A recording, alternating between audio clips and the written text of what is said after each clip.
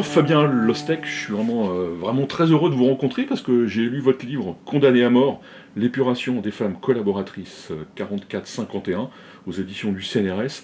C'est un livre absolument stupéfiant parce qu'il n'y a quasiment que des nouveautés dans ce livre, des choses que personne n'avait encore jamais vraiment étudiées, ou bien par petits morceaux. Vous êtes attaqué à une sorte d'iceberg. Vous avez sous l'eau, il y avait beaucoup de choses à comprendre, beaucoup de choses à découvrir, beaucoup de choses à étudier et surtout beaucoup à réfléchir. On va cerner pour commencer le sujet parce que les femmes condamnées à mort, c'est pas les femmes qui ont été tuées par par l'épuration populaire sauvage. C'est pas non plus des femmes de collaborateurs, c'est des femmes qui ont fait quelque chose, donc qui sont passées en jugement pour, on va dire, une bonne raison. Après, c'est une notion qu'on peut discuter, mais est-ce que vous pouvez me parler du corpus? Oui, bonjour et merci pour votre invitation, merci pour ces jolis compliments. Effectivement, j'ai choisi de m'intéresser aux condamnés à mort. Aux condamnés à mort de manière légale, c'est-à-dire à ces femmes qui sont condamnées par des cours de justice. Les cours de justice, ce sont des tribunaux civils qui sont spécialement installés à la Libération pour juger les collaborateurs et les collaboratrices. Mais les cours de justice ne sont pas les seuls tribunaux qui ont eu à juger des collaborateurs et des collaboratrices. Avant l'installation des cours de justice, en général à l'automne 1944, donc on va dire pour faire simple en octobre-novembre 1944, la répression des faits de collaboration est aux mains des tribunaux militaires. Ces tribunaux militaires fonctionnent, pour faire simple, de septembre justement à octobre, novembre 1944. Ils vont continuer même à juger des femmes et des hommes qui ont collaboré ensuite, mais logiquement, c'était au cours de justice que revenait la répression des faits de collaboration à partir de l'automne 1944. On savait des choses sur les cours de justice, par contre on ignorait tout, justement, de ces tribunaux militaires. Et donc tout l'enjeu pour moi, dans un premier chapitre, qui est le premier chapitre de ce livre, ça a été d'étudier ces tribunaux militaires, parce que, vous l'avez évoqué, on avait des collaborateurs, des personnes suspectées de collaboration, qui avaient été condamnées à mort et exécutées par des tribunaux résistants.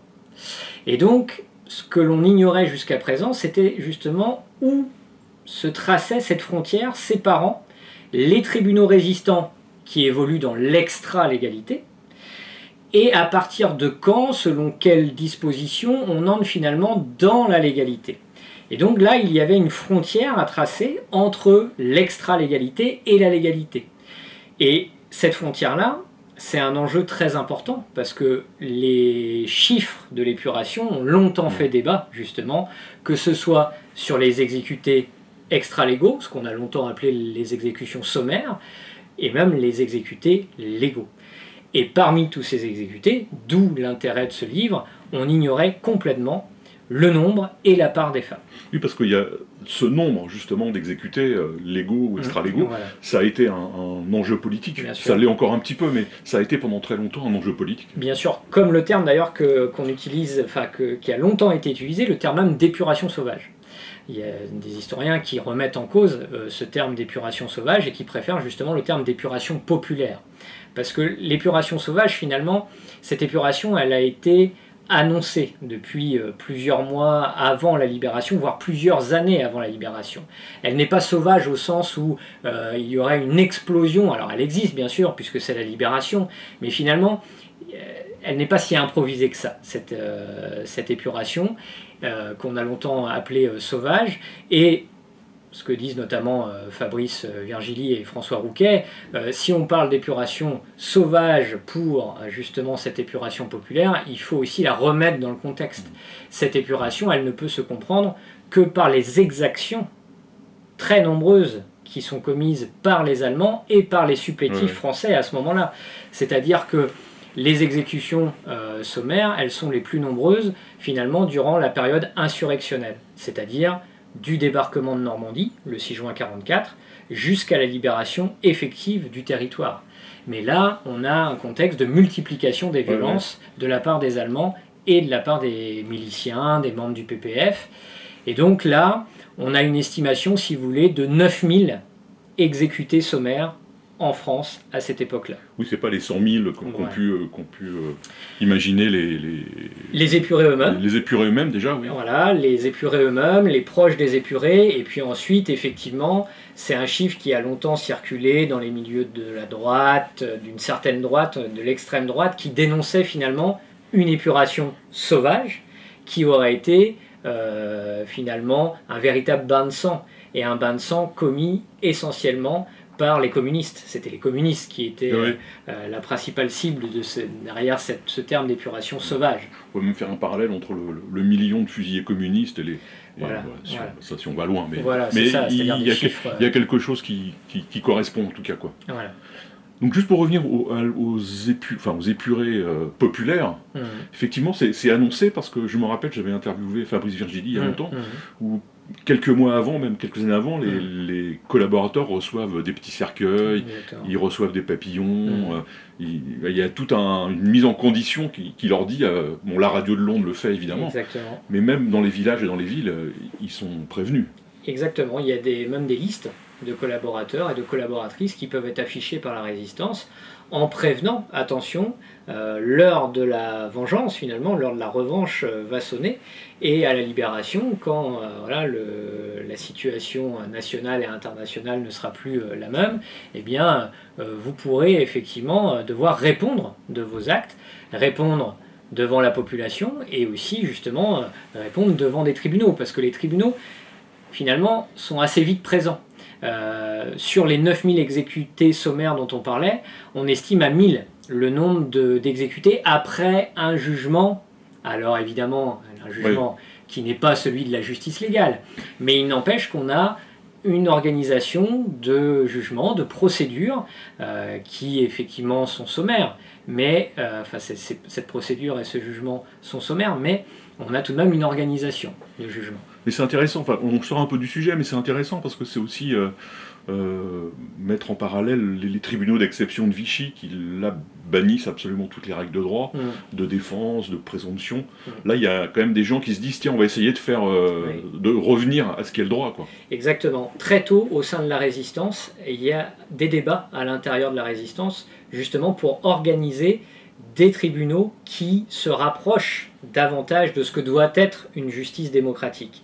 Et on compte des résistants qui critiquent certains tribunaux justement qui bafouent les règles de droit en ayant déjà l'idée que si la résistance agit comme cela, eh bien finalement elle va tomber dans les mêmes travers que Vichy, et donc elle pense déjà à l'après et à cette fameuse, vous voyez, à la trace qu'elle va laisser dans l'histoire.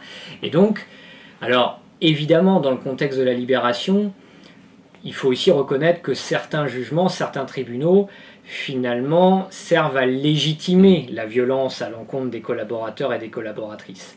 Mais il n'empêche que plus on avance dans le temps, et plus les tribunaux des résistants se rapprochent de ce qu'est la justice légale et des formes régulières de justice. Et donc c'est ce que je vous disais, on a vraiment des résistants qui critiquent certains tribunaux résistants en disant on ne peut pas juger des collaborateurs et des collaboratrices sans la présence d'avocats, ce n'est pas possible, ça bafoue les règles de droit. Donc ça c'est intéressant parce que finalement on voit bien comment les tribunaux résistants sont aussi des facteurs de régulation de la violence. Et tous ne condamnent pas à mort et n'exécutent pas systématiquement les collaborateurs et les collaboratrices, ou en tout cas ceux et celles qui sont suspectés de l'être. C'est-à-dire qu'on va aussi avoir des tribunaux résistants qui vont enfermer, prononcer des peines de prison, qui vont prononcer des non-lieux, enfin vous voyez, qui vont acquitter. Alors bien évidemment, on a une plus grande part de personnes sanctionnées, mais vous voyez, on ne peut pas dire que les tribunaux résistants ont condamné à mort et exécuté de manière systématique, sans prendre en compte finalement ce qui était reproché aux suspects. Donc on va quand même revenir au sujet du livre, aux femmes condamnées à mort. Vous donnez des chiffres, 650 femmes condamnées à mort, 46 ont été exécutées. C'est un chiffre qui peut paraître faible dans l'absolu, quand on pense aux crimes qui ont été perpétrés pendant 4 ans. Et en même temps, c'est un chiffre qui est très important au regard de l'histoire des femmes condamnées à mort. Voilà, c'est-à-dire qu'il faut finalement distinguer les chiffres absolus et les pourcentages. effectivement, Ouais. si on regarde en chiffres, on va dire, relatifs, on compte 1500 exécutés légaux. Et vous l'avez dit, parmi ces 1500 exécutés légaux, 46 femmes. Donc dit comme cela, ça représente 3%. Les femmes représentent environ 3% des exécutés. Donc on peut se dire 3% de femmes, bon, c'est négligeable. Sauf que 46 exécutés, eh bien, en nombre absolu, c'est exceptionnel. On n'avait pas enregistré autant de femmes condamnées à mort et exécutées en si peu de temps depuis finalement la Révolution française. Donc on voit bien à quel point l'épuration judiciaire est un moment finalement extraordinaire dans l'histoire de la peine de mort au féminin. Vous voyez, pour vous donner quelques éléments, pour retrouver la dernière femme exécutée en temps de paix, donc par un gouvernement républicain, par un président de la République, il fallait revenir à 1887. Pendant la Première Guerre mondiale, on compte à peu près une vingtaine de femmes exécutées, en contexte de guerre, là pour le coup, et Vichy en exécute 5. 5 si l'on compte Marie-Louise Giraud, la faiseuse d'ange, qui a été condamnée à mort et exécutée par un tribunal politique. Donc vous voyez, on a vraiment là un pic à la libération qui montre bien que là il y a un enjeu important. Les 4 femmes exécutées par Vichy, c'est pour quel motif? Alors c'est des motifs qui relèvent de droit commun. On a Marie-Louise Giraud pour avortement, on va avoir des femmes qui vont être condamnées pour parricide, pour infanticide, enfin vous voyez des faits qui relèvent de droit commun. Mais justement, sous Vichy, l'avortement devient un crime d'État, même selon la loi de 1942, je cite les textes, un crime contre la race française. Donc, ces avorteuses, enfin qui pratiquent l'avortement, eh bien, elles peuvent être condamnées à mort. Ça va être le cas de Marie-Louise Giraud, qui va voir sa grâce refusée par le maréchal Pétain et être exécutée. Donc ces femmes condamnées à mort, elles sont condamnées pour fait de collaboration. Oui. Donc ces femmes condamnées à mort, elles sont condamnées pour fait de collaboration. Comment on définit les faits de collaboration pour ces femmes? Pour les hommes, ça va être pareil, mais un petit peu différent. On va parler de ça après, parce qu'il y a une justice genrée, on va dire. Oui. Pas tout à fait, mais quand même... Oui, le genre a une place importante. On le voit, quoi. Oui. Alors, comment on définit les faits de collaboration? Alors, les cours de justice s'appuient sur le code pénal. Les articles notamment 75 à 83 du code pénal. Et parmi ces articles, on a l'article 75.5 pour être exact, qui poursuit les personnes à qui on reproche des intelligences avec l'ennemi. Et donc l'essentiel de mes femmes, 98%, le sont à ce titre-là. Elles sont condamnées à mort pour intelligence avec l'ennemi, ou pour le dire autrement, pour trahison. Elles ont trahi leur pays, et donc pour des faits qui ont été commis entre 40 et 1944, voire 45 pour certaines d'entre elles. Et donc, parmi ces femmes, on va trouver finalement 2 profils, des femmes qui ont dénoncé, donc la délation, comme acte principal qui leur est reproché, ou des femmes à qui on va reprocher une collaboration policière. Alors qu'est-ce que j'entends par collaboration policière? Ce sont vraiment des femmes qui vont s'engager dans les services de renseignement allemands, et notamment des agentes de renseignement. Donc elles, ça veut dire qu'elles intègrent les services de renseignement allemands, elles ont un indicatif, elles ont un pseudonyme, elles s'engagent et donc elles vont monter des planques, effectuer des filatures, infiltrer aussi. Infiltrer des milieux résistants, infiltrer ou surveiller des juifs qui peuvent se trouver dans certaines villes, notamment en région parisienne. Et c'est là aussi on voit un élément qui est très intéressant. Parmi ces agentes de renseignement, j'ai une partie des femmes qui continuent leur mission en participant aux interrogatoires en compagnie des Allemands. Et donc avec les méthodes qui sont celles des polices allemandes. Donc non seulement elles participent, vous voyez, à la surveillance du territoire occupé par les Allemands, mais elles vont aussi user de la violence aux côtés des Allemands dans les salles d'interrogatoire. C'est ça, c'est pas des femmes qui ont fait du marché noir ou des choses comme ça. Alors, Elles ont pu en faire en plus. Voilà, c'est ça. C'est-à-dire que, et là aussi, c'est quelque chose, à vrai dire, j'étais assez surpris par cela, mais c'est un élément intéressant. Beaucoup de ces femmes condamnées à mort, un quart, avaient déjà eu affaire à la justice avant même l'épuration. Alors, pour des faits qui relèvent souvent de la petite délinquance, mais aussi parfois du banditisme.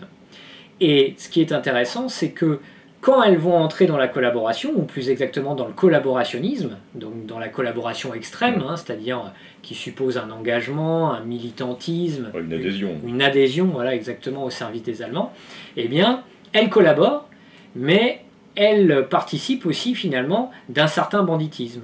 C'est-à-dire qu'elles vont piller leurs victimes, elles vont extorquer leurs victimes. Donc ça montre bien les connexions qui peuvent exister entre le monde du banditisme et le monde de la collaboration. Elles naviguent finalement entre ces deux éléments. Est-ce que des femmes qui ont été proches de Vichy, par exemple, bon, quand on est proche de Vichy, on collabore avec les Allemands, il y a une espèce de porosité naturelle à l'époque. En tout cas, à partir d'une certaine date, oui, de manière mais est-ce qu'il y a des femmes qui n'ont pas collaboré avec des Allemands physiques? C'est un peu compliqué à visualiser, mais qui ont été pris dans ce processus, qui ont été condamnés à mort? Alors, vous n'êtes pas parmi mes condamnés à mort, aucune ne l'est pour vichisme, pétainisme, maréchalisme. Alors, c'est des notions qui ont été avancées par les historiens, mais finalement, qui montent un dégradé, si vous voulez, entre l'attachement à la personne du maréchal Pétain et puis une croyance aux idées de la Révolution nationale.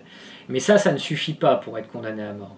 C'est-à-dire que ces femmes ou ces hommes, là, les deux sexes confondus, le vichisme est davantage poursuivi par ce qu'on appelle les chambres civiques. Ouais.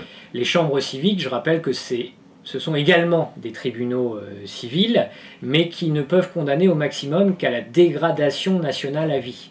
Et la dégradation nationale, ce n'est pas une peine qui vous prive de liberté. Ouais. C'est une peine qui vous prive de certains droits, comme le droit de vote par exemple, le droit d'être élu, ou le droit ou la possibilité d'exercer des professions comme fonctionnaire par exemple. Donc vous voyez, et ça c'est un travail qui a été mené par Anne Simonin, qui a fait une grande histoire de l'indignité nationale de la Révolution à nos jours. Le vichisme, c'est davantage, effectivement, ça relève des chambres civiques. Les cours de justice jugent les faits les plus graves. Et la condamnation à mort, évidemment, de manière logique, eh bien, est réservée pour les personnes qui ont commis les faits les plus graves. Mais c'est intéressant parce que ça, c'est la vision de l'époque, j'allais dire. Avec notre œil de maintenant, on ne verrait pas les choses comme ça. Pour nous, collaborer avec Vichy, c'est aussi grave que collaborer avec les Allemands. J'ai trouvé ça vraiment intéressant dans votre livre. C'est cette espèce de regard en arrière sur l'époque, sur les deux régimes, sur les gens qui ont collaboré, pas collaboré. C'était moins grave de collaborer avec Vichy que collaborer avec les Allemands. Oui. C'est assez passionnant ça en fait. Oui, et alors c'est notre vision, c'est-à-dire c'est la vision de l'historien à partir des archives, mais ce qui est intéressant, c'est que les juges de l'épuration, finalement, font très vite ce distinguo-là. C'est-à-dire que eux aussi, ils estiment que collaborer avec les Allemands, c'est un fait beaucoup plus grave que collaborer avec Vichy. Et là, on peut parler justement des délatrices. C'est-à-dire qu'avoir dénoncé à des services français, ce n'est pas la même chose qu'avoir dénoncé à des services allemands.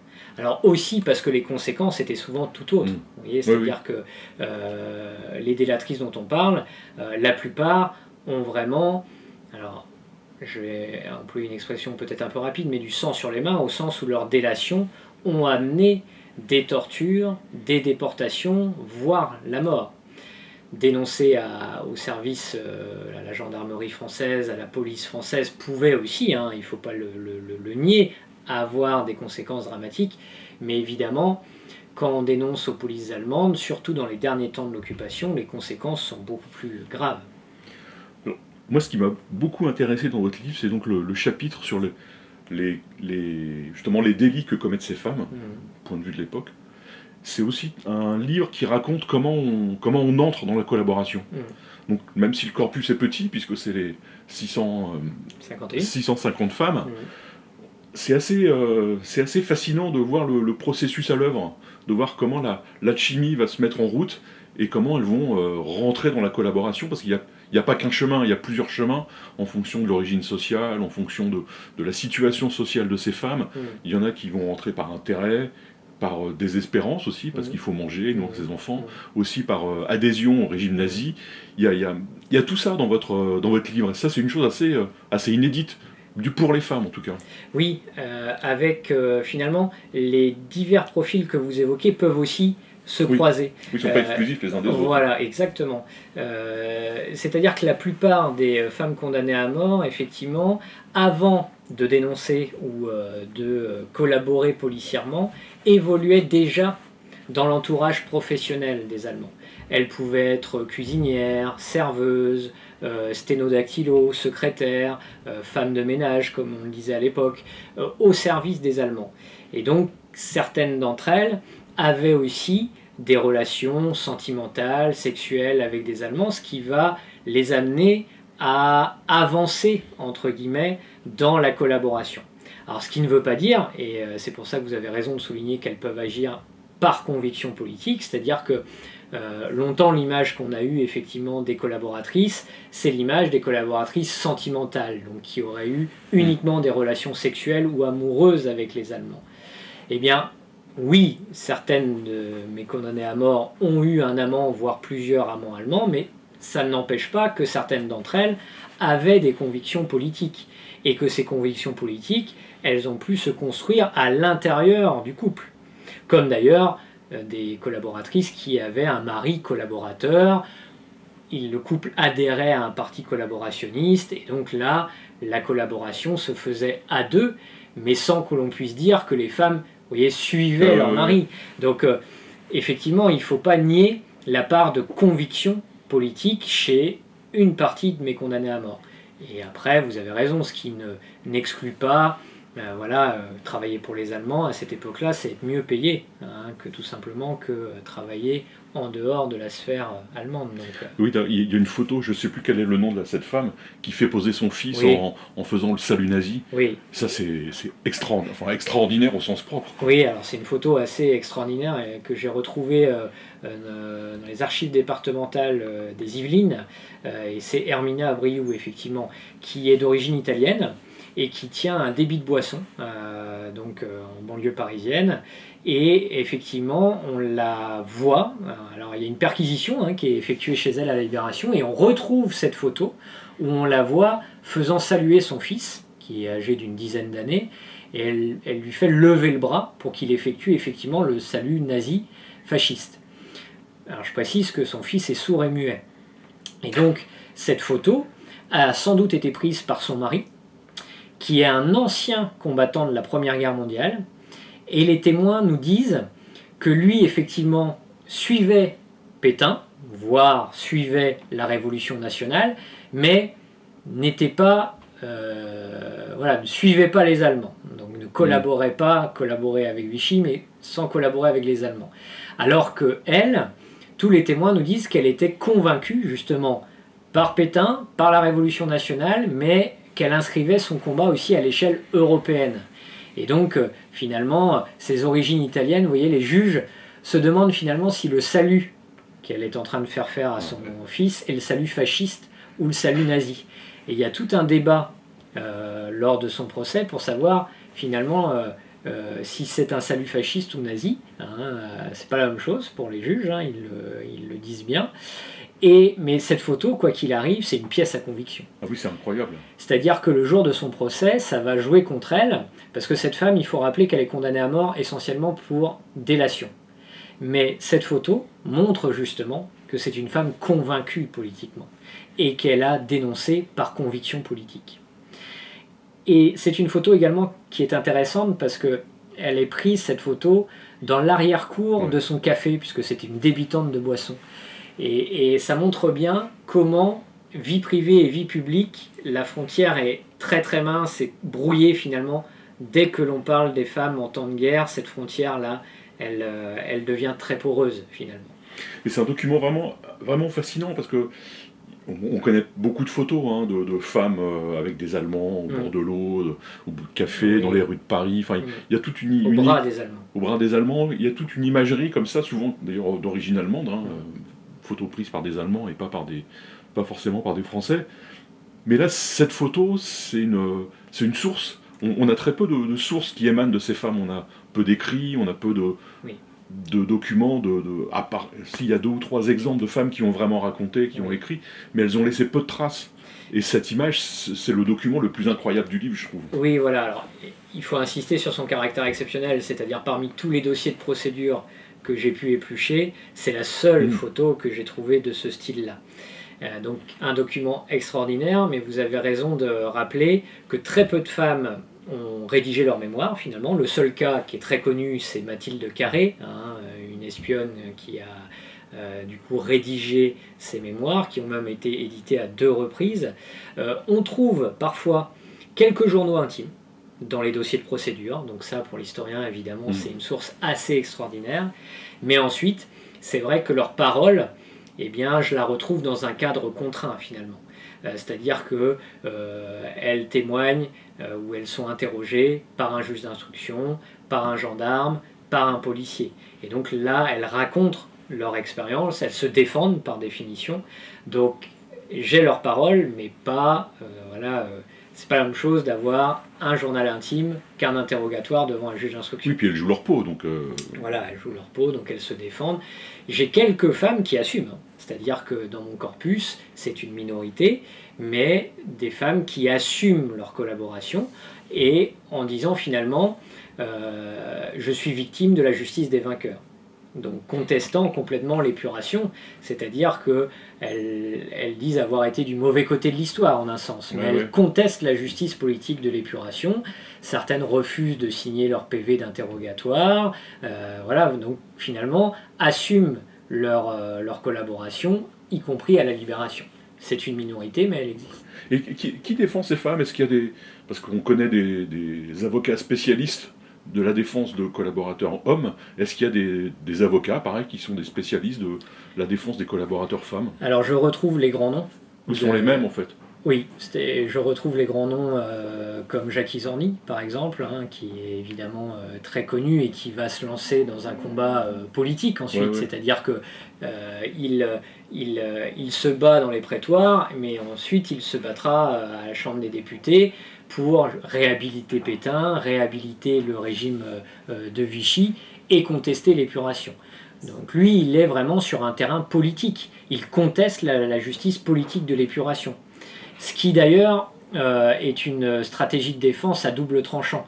Dans le livre, j'insiste sur cette femme qui finalement reproche à Jacques Izorni d'avoir utilisé cette stratégie de défense de la contestation politique de la justice de l'épuration, en disant qu'il aurait mieux fait de jouer sur des stéréotypes de genre, sur le fait qu'elle était une femme, qu'elle n'avait pas forcément compris les enjeux justement de l'époque, qu'elle avait suivi un homme, enfin vous voyez, des stéréotypes genrés que l'on retrouve beaucoup dans les dossiers de procédure. Je retrouve aussi par exemple Tixier Védancourt, qui est également présent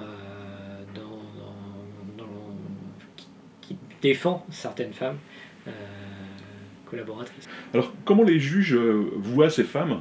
Parce qu'en vous lisant, je crois que c'est votre mot d'ailleurs, vous employez le mot de hors norme, donc pas hors norme au sens extraordinaire, mais hors des normes de l'époque en fait. Exactement, hors des normes de l'époque. On peut le résumer avec une phrase, c'est-à-dire que pour les juges de l'époque, il ne suffit pas que la collaboratrice ait trahi son pays, il faut aussi qu'elle soit une femme hors norme. Et les juges d'instruction vont beaucoup fouiller dans la vie privée des femmes. Et ça, c'est une grande différence avec les dossiers de procédure des hommes. C'est-à-dire que jamais on ne va fouiller la vie intime, sexuelle, sentimentale des collaborateurs, à l'inverse des collaboratrices. Si vous voulez, l'image qui se dégage des collaboratrices à la Libération, c'est une image de femmes qui sont de mauvaises ménagères, de mauvaises épouses, de mauvaises mères, et des femmes finalement à la limite de la monstruosité. Une image inverse de ce que peut être l'image de la résistante, qui, au contraire, même en résistant, a su rester dans des frontières de genre. Alors que la collaboratrice, c'est ça le caractère hors norme, elle s'est extraite de ces normes de genre en n'étant pas au foyer, à s'occuper de ses enfants ou de son mari.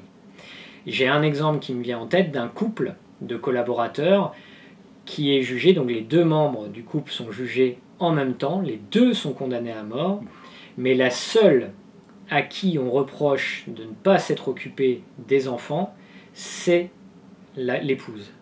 Le mari, on ne lui reproche pas ça. Donc si vous voulez, pour les femmes, on ajoute aux fautes légales des fautes morales. Et ça, ce n'est pas vrai pour les hommes. Alors, il ne s'agit pas de nier, c'est-à-dire que les juges insistent sur les faits très graves que l'on reproche à ces femmes. C'est avant tout pour cela qu'elles sont condamnées à mort. Oui, c'est ça, c'est pas parce qu'elles sont de mauvaises mères qu'elles sont condamnées à mort. Voilà, elles sont condamnées à mort parce qu'elles ont commis des faits très graves. Mais ces faits qui relèvent finalement du domaine de l'intime peuvent venir s'ajouter. Et j'ai même envie de dire qu'à certains moments, ça peut leur coûter la vie. C'est-à-dire qu'au moment entre la condamnation à mort et le choix de la grâce ou de l'exécution, qui, je le rappelle, revient essentiellement aux mains du président du gouvernement provisoire, donc De Gaulle dans un premier temps, puis les successeurs de De Gaulle, Félix Gouin, Georges Bidault, Blum, et ensuite le premier président de la 4ème République, qui lui aussi va avoir des dossiers de condamnés à mort sur son bureau, Vincent Auriol. Eh bien, à ce moment-là, notamment pour les successeurs de De Gaulle, le fait d'avoir été une mauvaise mère, une mauvaise épouse, eh bien, on voit bien que dans les dossiers de recours en grâce, les présidents des cours de justice, les procureurs généraux, les commissaires du gouvernement qui doivent donner leur avis, insistent sur ce fait-là. Donc ce n'est pas un fait anodin. Vous voyez, pour que ce soit noté à ce moment-là dans le parcours judiciaire de ces femmes, c'est un élément central.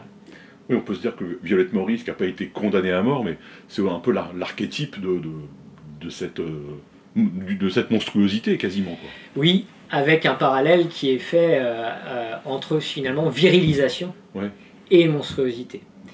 Finalement, je retrouve des cas similaires à celui de Violette Maurice dans mon ouvrage. J'ai plusieurs condamnés à mort à qui l'on reproche une certaine virilité. Et donc là, effectivement, ces femmes, on leur reproche de s'être extraites, encore une fois, ce qu'on disait, des normes de genre, de ne plus avoir été véritablement des femmes. Et ça, c'est un facteur aggravant devant les juges de l'épuration. À un moment, il faut le rappeler, et c'est Fabrice Virgili qui l'avait démontré, quand il a travaillé sur les tontes, il parlait de la France virile. Donc la libération est un moment de retour, de rétablissement d'un ordre masculin au niveau social, au niveau pénal. Et donc là, moi, je le vois bien à travers mes jugements de condamnés à mort. Ça revient effectivement de manière assez forte. Au moment même où les femmes obtiennent le droit de vote, eh bien, on leur rappelle en quelque sorte où elles doivent être. Oui, et que l'autorité est toujours aux mains des hommes. Car il faut le rappeler, l'épuration et l'épuration judiciaire, la justice est alors aux mains des hommes. Tous les magistrats sont des hommes et les jurés sont à 90% des hommes. Je compte simplement 10% de femmes parmi les jurys des tribunaux de l'épuration. Est-ce que dans les jurés, c'est souvent des résistants ou c'est vraiment tiré au sort?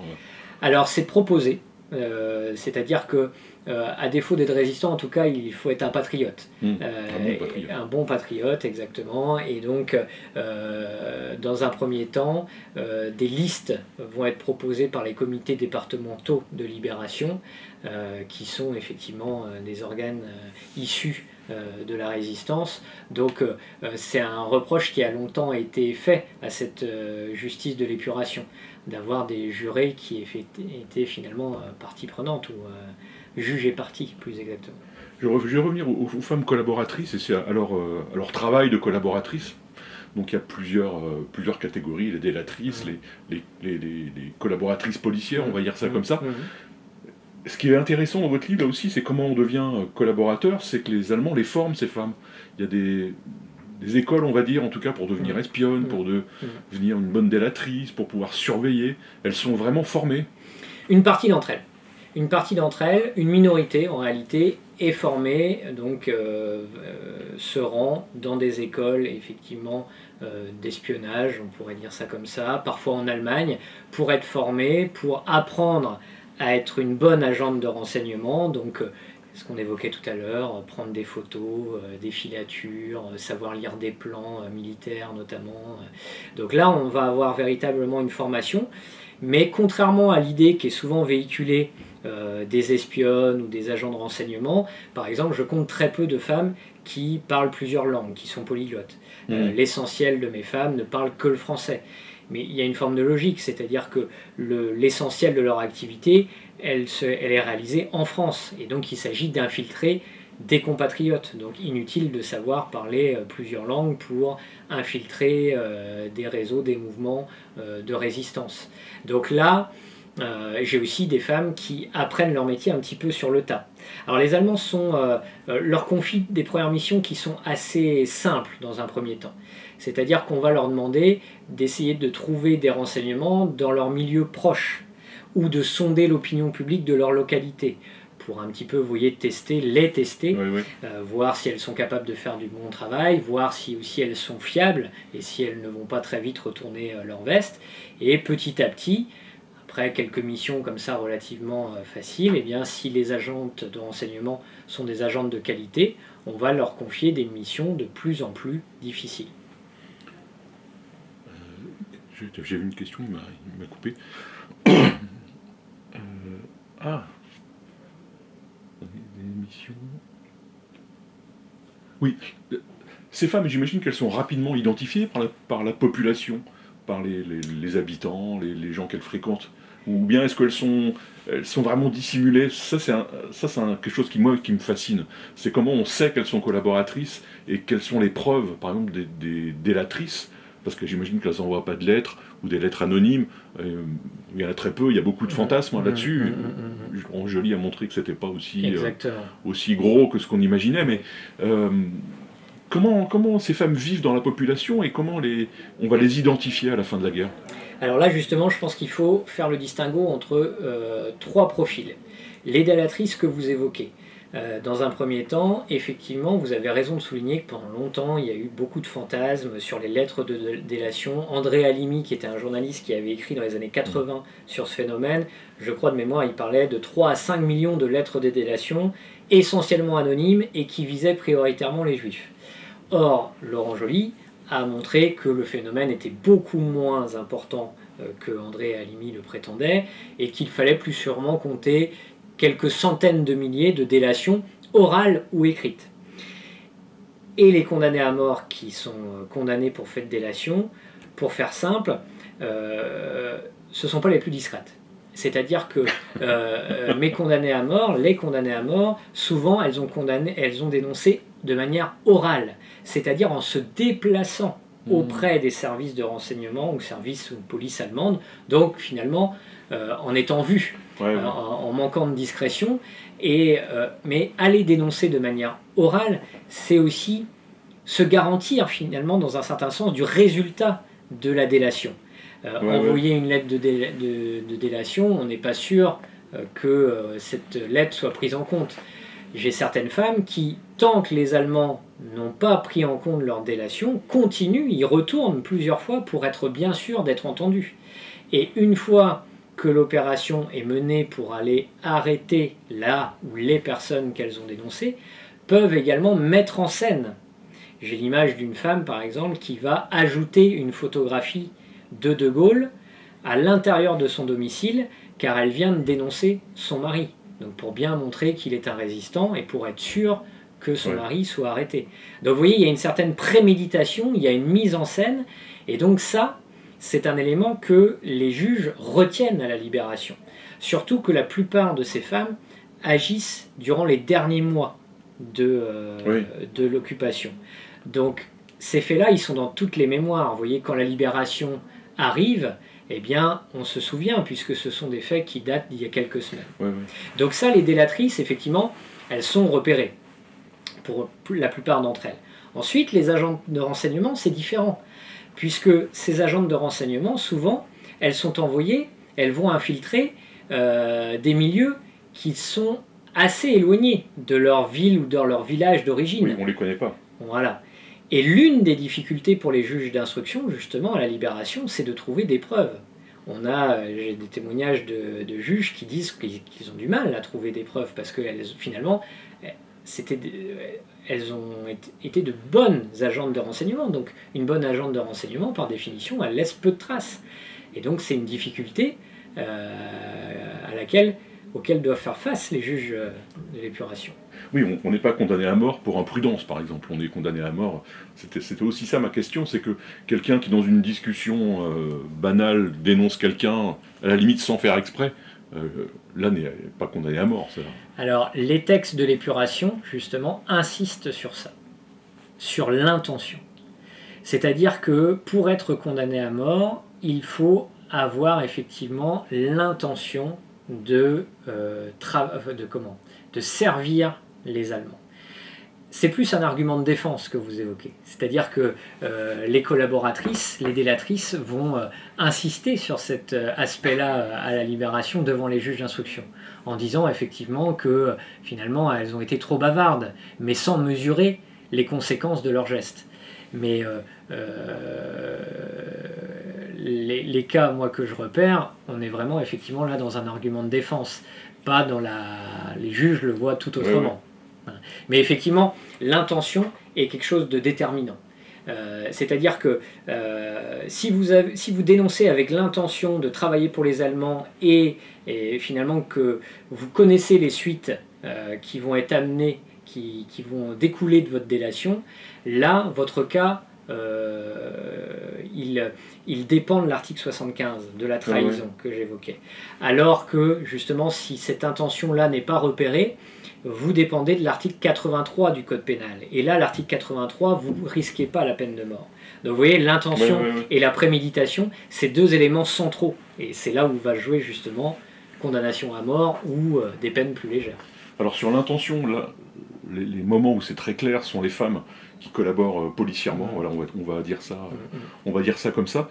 Il y en a très peu, et même y compris dans les livres sur l'histoire de la milice, par exemple, il y a un paragraphe, 2 paragraphes sur les femmes, mais souvent on dit qu'elles sont secrétaires, ou bien qu'elles participent aux bonnes œuvres de la milice, elles donnent de la nourriture, il y a tout ça. En fait, vous démontrez, même si c'est un petit nombre, qu'il y a des femmes qui sont des collaboratrices politiques de la milice, mais aussi des Allemands, de la SS et de la Gestapo. Exactement. Anne Simonin avait déjà montré cet aspect-là, c'est-à-dire que beaucoup de miliciennes, notamment, se défendent à la libération en disant « moi, j'ai uniquement participé aux œuvres sociales et je me suis cantonné à cet aspect ». Mais Anne Simonin montre bien que déjà participer à ces œuvres sociales, c'est une forme d'engagement politique, et donc on participe vraiment pleinement à l'activité de la milice en participant à ces œuvres sociales. Mais parmi les condamnés à mort, une minorité en reste à ce domaine social. Et j'ai même des femmes qui, finalement, n'hésitent pas à changer de parti parfois, parce qu'on les cantonne justement à cet aspect-là. Et qu'elles trouvent que ce n'est pas le rôle de la vraie militante. Et donc elles vont soit changer de parti, soit demander à changer de fonction à l'intérieur du parti pour pleinement militer et s'engager pleinement au sein du parti, en assistant à des réunions, en prenant la parole à des réunions publiques pour certaines d'entre elles, en défilant à la vue et au su de tous dans la rue, parfois revêtues d'uniformes des partis. Donc là, c'est une forme tout de même, vous voyez, d'engagement. Quand vous êtes prêt et prête à défiler devant vos compatriotes avec la tenue du parti, le symbole, très tardivement sous l'occupation, on a là des engagements qui sont vraiment poussés, y compris, c'est ce que je disais tout à l'heure, jusque dans les dernières semaines, les derniers mois de l'occupation. Et d'ailleurs, parfois, encadrés par les Allemands. On a des défilés de partis collaborationnistes encadrés par les Allemands, ou également des enterrements. Elle participe aux enterrements de camarades qui ont été tués par la résistance, avec des oraisons funèbres qui sont souvent très politiques et qui témoignent là aussi d'un engagement. Et là, elles sont présentes. Ce qui est intéressant, c'est du point de vue historiographique, c'est que ces femmes actives l'historiographie les a un peu remis dans leur genre, dans leur norme en tout cas. On n'avait jamais encore vraiment étudié ces femmes du point de vue du militantisme et de l'activisme. Ça, c'est aussi une chose que j'ai trouvé intéressante dans votre livre. Oui, pendant longtemps. Alors, l'historiographie a déjà un petit peu pointé ces femmes politiques. Anne Simonin avait à juste titre écrit un article qui se nommait « La femme invisible » pour dénommer la collaboratrice politique. Donc, manière de dire, comme vous venez de le souligner, qu'elles étaient un petit peu reléguées. Mais reléguées dans l'imaginaire collectif. Oui, tout à fait. Ouais. C'est-à-dire qu'aujourd'hui, lorsqu'on parle épuration, il y a toujours une femme qui revient à l'esprit, une image de femme qui revient à l'esprit, c'est l'image de la femme tondue, des femmes tondues. Et systématiquement, malgré les travaux justement de Fabrice Virgili, qui a bien montré que parmi ces femmes tondues, il y avait simplement 40% de femmes à qui l'on reprochait une collaboration sexuelle ou sentimentale avec les Allemands. Ça veut dire finalement que 60% d'entre elles, plus de la moitié, le sont pour des faits de délation, pour avoir travaillé avec les Allemands, pour avoir collaboré politiquement. Et pourtant, Fabrice Virgili a réalisé sa thèse en 2000, il y a 24 ans. Ouais, c'est vrai. Eh bien, aujourd'hui, dans l'imaginaire collectif, encore et toujours, on garde en mémoire les tondus, et les tondus sont systématiquement associés aux collaboratrices sentimentales. Mais moi-même, quand j'allais dans les archives, dans les dépôts d'archives, pour repérer et pour travailler sur les dossiers de procédure des condamnés à mort, souvent il m'est arrivé de croiser des archivistes ou des collègues historiens, et quand je leur disais que je travaillais sur l'épuration des collaboratrices, tout le monde me disait « Ah oui, les femmes tondues ». Donc vous voyez, il me fallait expliquer que non, moi les femmes qui m'intéressaient, elles avaient toujours leurs cheveux, comme en témoigne la couverture de mon ouvrage. Oui, elles n'ont pas été tondues, elles. Il y en a quelques-unes. Quelques-unes. Alors c'est ça qui est intéressant, c'est-à-dire qu'une double sanction. Tondu, châtiment populaire, et ensuite châtiment légal avec l'épuration judiciaire. Donc finalement, la peine de mort n'est pas exclusive de la tonte et inversement. Puis on oublie qu'il y a eu des hommes tondus aussi. Un petit peu, c'est vrai, oui. Même si c'est un châtiment quelques-uns. Voilà, très sexué. Donc ces femmes sont jugées, condamnées à mort. Il y a un processus qui est la grâce, on a tout juste évoqué. Donc il y en a quand même quasiment 600 qui échappent au châtiment suprême, quoi. Alors, j'ai 651 femmes qui sont condamnées à mort. Ah oui, il y a les contumaces. Voilà. 404 le sont par contumace, et le reste, c'est-à-dire 247, le sont de manière contradictoire, c'est-à-dire en faisant face à leur juge. Et ce sont elles qu'il faut prendre en compte. Oui, donc c'est un cinquième qui va être exécuté. En fait. Voilà, c'est-à-dire que sur les 247, j'en ai 46 qui sont exécutés. Parce qu'évidemment, on ne peut pas exécuter une femme qui est en fuite. Les femmes qui sont condamnées par contumace, généralement, on n'a pas réussi à les retrouver. Soit elles ont fui en Allemagne, soit elles se cachent en France, mais on n'a pas encore réussi à les retrouver. Donc elles, par définition, elles ne peuvent pas être graciées ou exécutées, puisqu'elles ne sont pas là. Donc il faut véritablement compter à partir des 247 qui font face au juge. Est-ce que la proportion d'hommes est la même ? Alors, parmi les condamnés à mort, vous voyez, je compte 18% de femmes qui sont exécutées parmi les condamnés à mort contradictoires. Pour les hommes, 40%. 40% des hommes qui sont condamnés à mort de manière contradictoire sont exécutés. Donc on gracie tout de même davantage les femmes que les hommes. Oui, donc là la justice genrée se renverse en quelque sorte. Quand la demande de grâce arrive sur le bureau du président de la République, du chef du gouvernement, il y a quelque chose qui se passe. Quoi. Il y a quelque chose qui se passe. Alors on a beaucoup de témoignages, notamment pour la pratique du général de Gaulle. De Gaulle lui-même a écrit d'ailleurs dans ses mémoires qu'il avait gracié toutes les femmes collaboratrices. C'est vrai, mais il faut apporter une nuance. De Gaulle s'absente à la fin de l'année 1944. Il part en URSS pendant 3 semaines. Et donc, évidemment, pendant ce temps-là, il va confier son droit de grâce à un ministre d'État, Jules Jeanneret. Et Jules Jeanneret, lui, a une pratique différente par rapport à De Gaulle. Et il va refuser la grâce à 4 femmes. Donc, ça veut dire que si toutes les femmes collaboratrices condamnées à mort ont été graciées par De Gaulle, toutes ne le sont pas sous De Gaulle. Et donc là, ça... Alors, il dit vrai, vous voyez, dans ses mémoires, quand il dit qu'il a gracié toutes les femmes, il dit vrai. Mais il oublie de préciser que pendant sa présidence, il y a tout de même eu 4 femmes exécutées. Et la vision de De Gaulle, il explique dans ses mémoires qu'il a gracié les femmes en prenant en compte une vision très conservatrice. C'est-à-dire qu'il explique que... Alors c'est les propos qui ont été rapportés par Alain Peyrefitte, du général de Gaulle, et de Gaulle lui aurait dit que les femmes, si on exécute des femmes, on exécute beaucoup plus qu'une personne.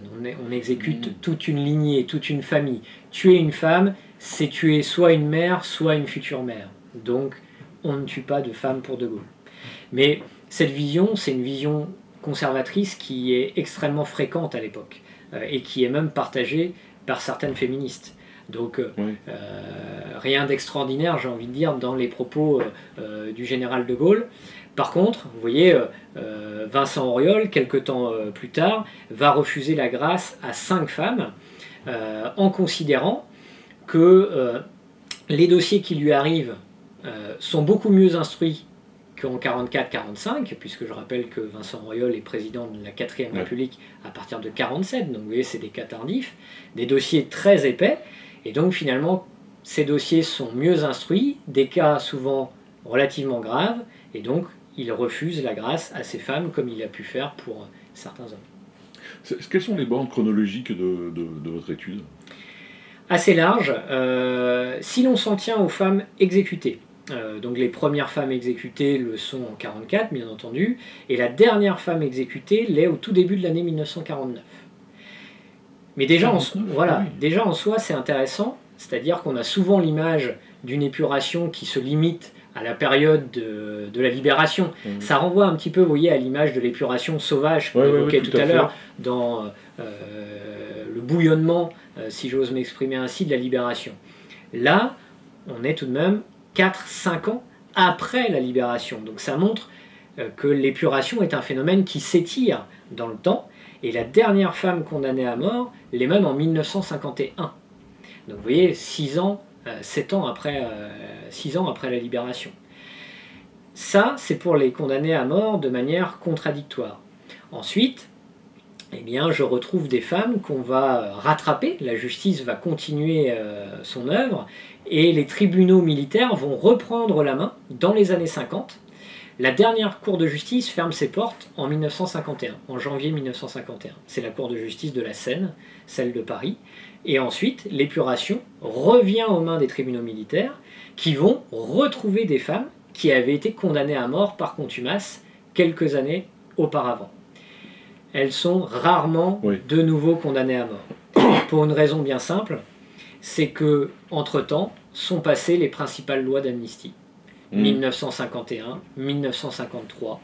Et donc, évidemment, les amnisties sont passées par là, la prescription. Donc souvent, ces condamnés à mort par contumace s'en tirent avec des peines relativement faibles, soit sont directement acquittés, ou alors bénéficient directement des amnisties. Je reviens un peu par rapport à votre livre, c'est la fuite des femmes. Ça, je veux dire que c'est un chapitre absolument génial. C'est génial parce que c'est rocambolesque souvent. C'est dramatique, mais c'est toujours rocambolesque parce qu'on est dans... C'est comment ces femmes vont tenter d'échapper d'abord au jugement, avant d'être jugées. Les Américains, enfin les Alliés ont débarqué en Provence et en Normandie, et les Russes sont en train d'écraser les Allemands. Donc elles sentent que les choses vont mal tourner et elles vont commencer à fuir. Mais elles ne fuient pas forcément très loin d'ailleurs. Ça aussi c'est intéressant. Il y en a qui vont à l'étranger, mais il y en a qui vont essayer de se cacher... pas loin de chez elle, parce que c'est compliqué, quoi. Oui, exactement. Dans l'ouvrage, je distingue les pays refuges des pays véritablement d'exil. On parlait tout à l'heure de l'épuration qui avait été annoncée. Eh bien, ces femmes-là, elles le prennent directement pour elles. C'est-à-dire que les menaces se multiplient, et certaines d'entre elles ont pu être directement menacées verbalement, mais parfois aussi physiquement. Et donc, elles n'attendent pas le départ des Allemands, pour certaines d'entre elles, pour partir. Certaines vont même signer un engagement pour aller travailler de manière volontaire en Allemagne pour anticiper finalement la fin de l'occupation et donc partir, quitter la France avant l'arrivée des Alliés. Mais bien évidemment, l'essentiel des fuites se réalise à la suite du débarquement de Normandie. Et là, il y a 3 chemins principaux. On va avoir des femmes qui vont rejoindre l'Allemagne en passant parfois par la Belgique, par les Pays-Bas pour revenir en Allemagne. On va avoir des femmes qui vivent dans le quart sud-est de la France et qui vont rejoindre l'Italie pour ensuite rejoindre l'Allemagne. Et à partir de la chute du Reich en 1945, on a le chemin inverse.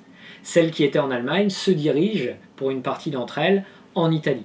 Elles sont coincées, finalement. Il y a un étau entre les alliés à l'ouest, alliés américains, anglo-américains, et les Russes à l'est. Donc elles naviguent au sein d'un couloir qui va des Pays-Bas jusqu'à l'Italie. Et donc là, on a des pays refuges qui sont logiquement, pour des raisons géographiques, des pays qui sont frontaliers avec la France. La plupart d'entre elles, vous avez raison de le souligner, même la majorité d'entre elles, à la chute du Reich, donc passent par l'Italie, essayent une dernière fois de contourner la justice en passant par l'Italie, mais pour la plupart d'entre elles sont obligées de revenir en France à partir du printemps 1945, parce qu'elles ne bénéficient pas justement du capital culturel, social et aussi économique qui permet de prolonger l'exil. Et donc, seule une minorité va s'exiler de manière durable.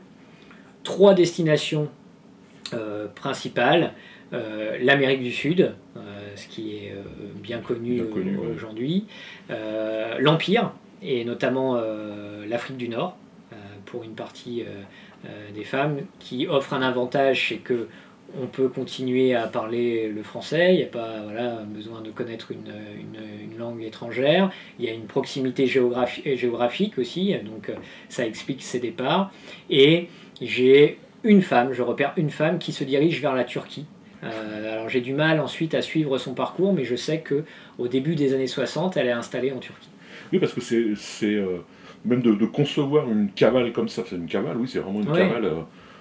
Oui. C'est quelque chose de vraiment extraordinaire pour ces femmes. C'est hors de leur catégorie mentale, hors de leur imagination. Elles se retrouvent plongées dans un monde déjà extrêmement dangereux pour elles, mais en même temps elles doivent découvrir cette façon de vivre. Oui, alors... Je ne sais pas s'il y a beaucoup de témoignages sur ça. Justement, on a des témoignages grâce au dossier de procédure des tribunaux militaires qui remettent la main sur des condamnés à mort, condamnés par contumace. Et là, elles vont raconter leur fuite et leur exil. Et donc, ce qui est intéressant, c'est que l'historiographie des migrations est en ce moment en plein renouvellement. Justement, l'image qu'on avait souvent des femmes, c'est des femmes qui suivaient leur mari parce que le mari était au centre justement de la politique, souvent des exils politiques. Là, avec les condamnés à mort, on renverse un petit peu la perspective. Si ces femmes fuient, c'est d'abord avant tout parce qu'elles ont des choses à se reprocher. Alors, ça ne veut pas dire qu'elles ne fuient pas en compagnie d'un amant, d'un mari qui également était engagé. Mais effectivement, elles fuient, et parfois très loin, pour se protéger de la justice de l'épuration. Souvent, l'exil véritable s'enclenche en 1947-48. Le temps pour elles de préparer un exil au plus long cours, de rassembler les sommes nécessaires, de fabriquer les faux papiers. Donc oui, il faut bénéficier tout de même de réseaux pour faire tout ça. Et surtout, en général, elles ont appris leur condamnation à mort par contumace. Donc évidemment, ça accélère aussi le mouvement et ça invite très peu à revenir en France à ce moment-là. C'est une question anecdotique, mais est-ce qu'il y a des femmes qui sont cachées par leur famille, qui restent en France et qui ne sont pas livrées, qui restent comme ça J'ai quelques cas d'exil intérieur où ces femmes restent cloîtrées. Ça veut dire vraiment là de vivre en total... on ne sort plus ni rien. Voilà, c'est-à-dire qu'elles sont enfermées, parce que évidemment, si elles sortent, elles peuvent être repérées. Et donc, j'ai quelques cas effectivement de protection par des familles, mais l'essentiel ce sont des femmes qui sont obligées justement de trouver du travail pour survivre et donc de s'inventer une nouvelle vie, alors soit avec des nouveaux papiers, soit avec les mêmes papiers mais en mentant sur leur passé ou en tout cas en diminuant les faits qui leur sont reprochés, parce que vivre en totale réclusion comme ça leur est pas possible. Et dans votre livre, il faut dire qu'il y a beaucoup d'exemples, il y a beaucoup d'histoires, et ça, c'est aussi un des charmes du livre, c'est qu'il y a de la, comment dire, comme disait Paul Vagne, il y a de la chair fraîche. De la chair fraîche, oui. Ça aussi, ça fait partie du charme de votre livre, c'est qu'il y a plein de petites bribes de vie comme ça. Bon, c'est dramatique évidemment, mais notamment toute la fuite. Il y a une femme qui est à Marseille, je crois, et qui vit avec un homme, qui change de ville, ensuite elle est repérée. Il y a une poursuite comme ça qui s'enclenche. Bon, c'est pas drôle, faut pas exagérer, mais il y a aussi cet aspect un peu picaresque de ce chapitre. Oui, j'ai essayé dans tous les chapitres, à vrai dire, de dresser quelques portraits et quelques parcours surtout, de façon à suivre ces femmes de l'avant-occupation à l'après-occupation et parfois l'après-jugement.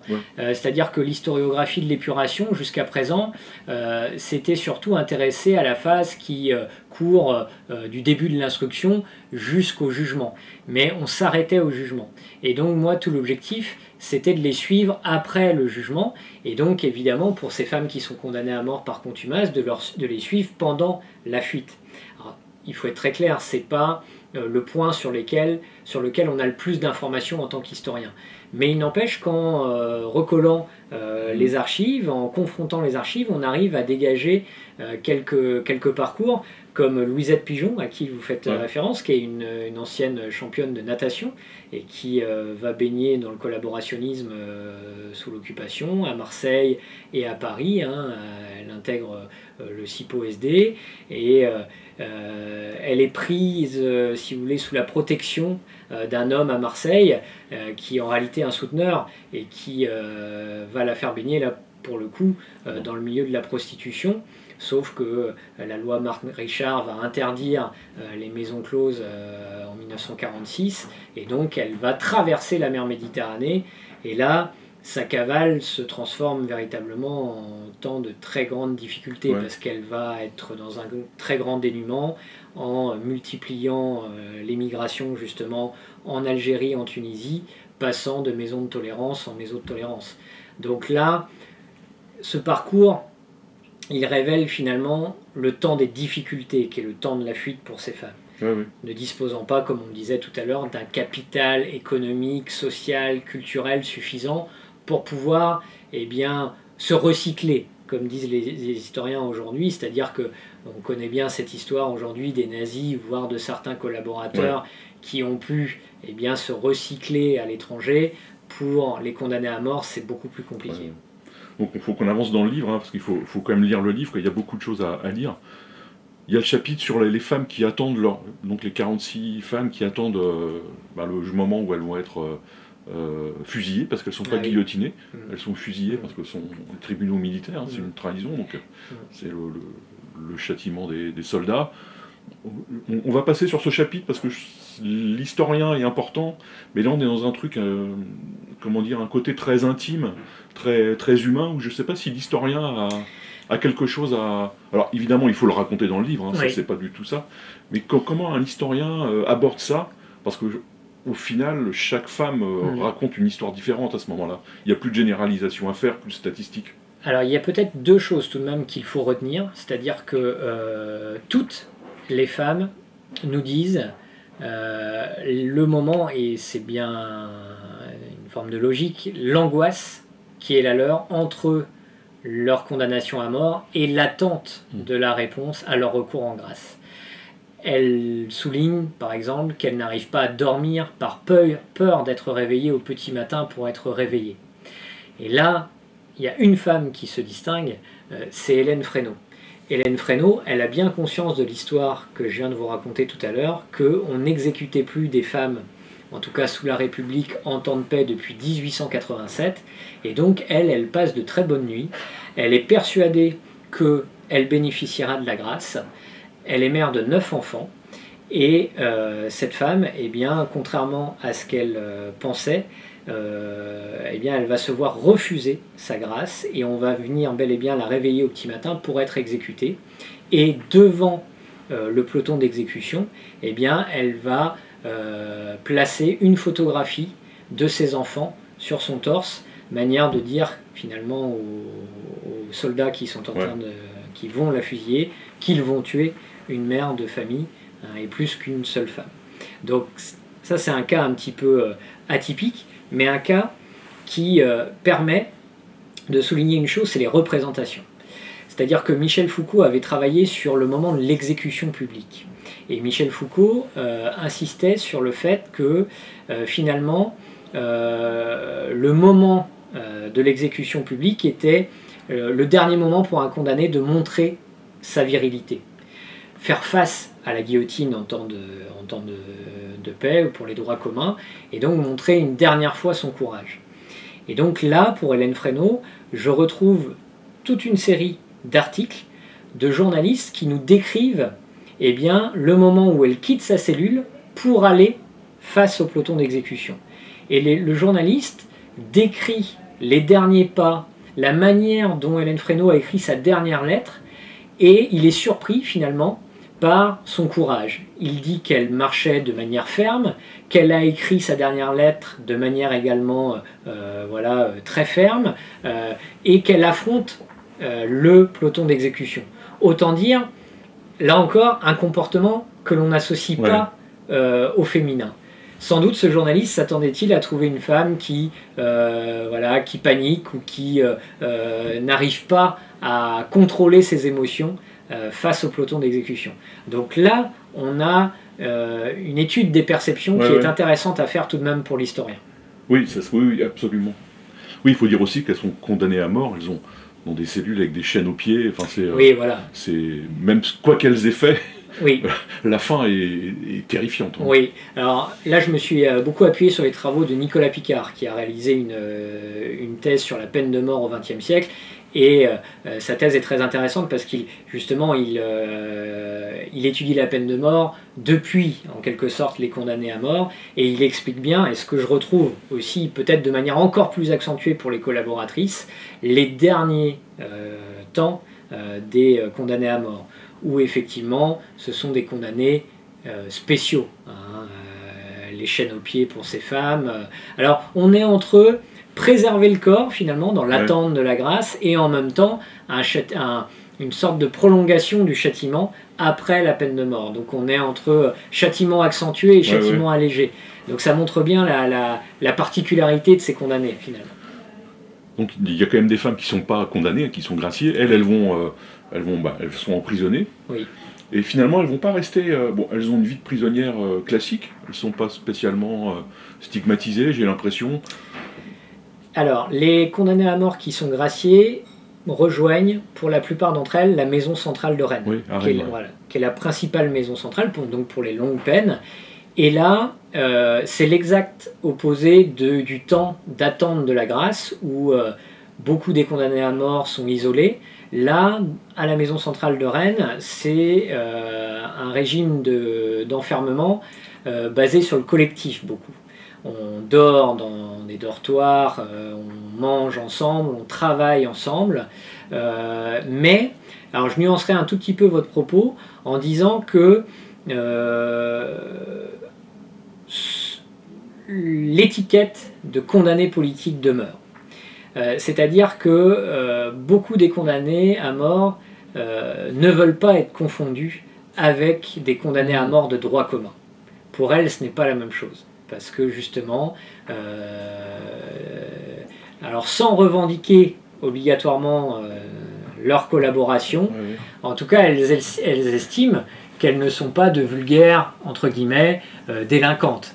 Et donc que c'est une manière aussi, en un sens, de contester elles n'ont pas de sang sur les mains, à la limite. Oui, alors c'est ça qui est intéressant. Certaines condamnées à mort, c'est une manière pour elles, de recomposer, si je peux m'exprimer ici, leur place en prison. J'ai l'image en tête d'une délatrice qui va dénoncer de mémoire son mari, mais vous voyez, c'est vraiment une instrumentalisation de la délation, hein. Elle veut se débarrasser de son mari, elle s'appuie sur des mobiles politiques, mais elle, ce qui l'anime, c'est un règlement de compte personnel. Et quand elle est en prison, elle requalifie en quelque sorte cette délation, qui pourtant est très éloignée de la politique, en acte politique. Parce que, eh bien, être une politique, comme elles disent, en prison, c'est dans la hiérarchie des prisonnières, être au-dessus des droits communs. Donc finalement, sa place en prison dépend aussi eh bien, des faits pour lesquels on a été condamné.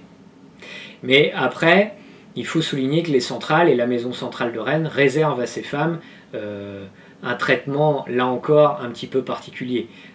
C'est-à-dire que on extrait ces femmes de la société, elles sont en prison pour bien sûr les sanctionner, mais la prison doit aussi faire œuvre de moralisation, refaire de ces femmes en quelque sorte eh bien, de bonnes mères de famille, de bonnes épouses, de bonnes ménagères, comme on le disait tout à l'heure, avec une place de la religion qui est très importante, beaucoup plus importante que dans les prisons pour hommes. Et de la sexualité, parce qu'il y a aussi un petit chapitre sur la sexualité. Là, les femmes qui ont des relations homosexuelles sont plus que stigmatisées, elles sont dénoncées, elles sont corrigées. Alors, elles sont effectivement sanctionnées de manière très dure. C'est un peu une hantise de l'administration pénitentiaire. Oui, c'est ce que j'ai découvert dans le livre. Voilà. Mais ce qui est intéressant, c'est on a tout de même des témoignages de femmes qui expliquent comment des femmes passent d'un lit à l'autre. Oui, on a une homosexualité qui est visible. Alors que dans les prisons pour hommes, l'homosexualité est beaucoup plus taboue finalement. Donc là, c'est intéressant de voir comment dans les prisons pour femmes, c'est une pratique alors qui est soit une pratique d'attente, une pratique de substitution, ou une pratique qui s'inscrit depuis la période d'avant l'emprisonnement et qui se poursuit après, ou voire une révélation aussi pour certaines femmes qui, j'ai en tête une femme qui va divorcer à sa sortie de prison après avoir rencontré une prisonnière à la maison centrale de Rennes, mais effectivement on a une différence entre la façon dont ces femmes vivent leur homosexualité en prison et la façon dont elle est perçue par l'administration, par les surveillantes, qui peuvent en faire un argument de surveillance, justement en disant dénoncer cette homosexualité à l'administration pour ralentir leur sortie de prison ou faire en sorte qu'elles ne bénéficient pas de remise de peine. Donc c'est véritablement un enjeu dans le contrôle finalement. Oui, c'est pas spécialement applicable. Enfin, les femmes concernées ne sont pas spécialement les condamnées à mort. C'est toutes les femmes emprisonnées à Rennes. Quoi. Alors peut-être, mais là c'est une hypothèse que j'émets dans le livre. Vous savez, la collaboration il y avait souvent cette image de collaboration au féminin avec une France allongée devant l'Allemagne nazie. Donc, est-ce qu'il y a un parallèle qui est fait plus ou moins conscient ou inconscient entre cette France couchée qui représente, ou la collaboration qui représente cette France couchée, et donc le relèvement de la patrie à cette époque-là, à creuser. À creuser. Là, les sources ne permettent pas d'aller plus loin. Donc on va terminer, parce que les femmes sortent. Oui. Elles ne restent pas jusqu'à la fin de leur vie en prison, ça n'existe pas. Et puis il y a les amnisties, il y a tout ça, et puis leurs peines sont terminées. Et quand elles sortent, en fait, on va dire que la peine continue, parce que leur condamnation est tellement infamante qu'elles, contrairement à des hommes d'ailleurs qui vont pouvoir se reconstruire et faire autre chose, ces femmes-là, elles vont porter ça pendant très longtemps. Oui, dans le livre, je dis qu'elles sont des suspectes à perpétuité.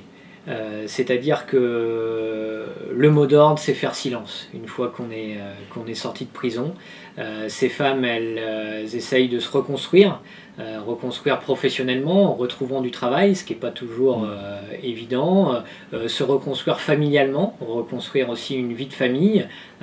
Certaines d'entre elles sont abandonnées par leur mari durant leur temps d'emprisonnement, donc il faut pour certaines femmes également reconstruire, pour celles qui le souhaitent ou le peuvent en tout cas.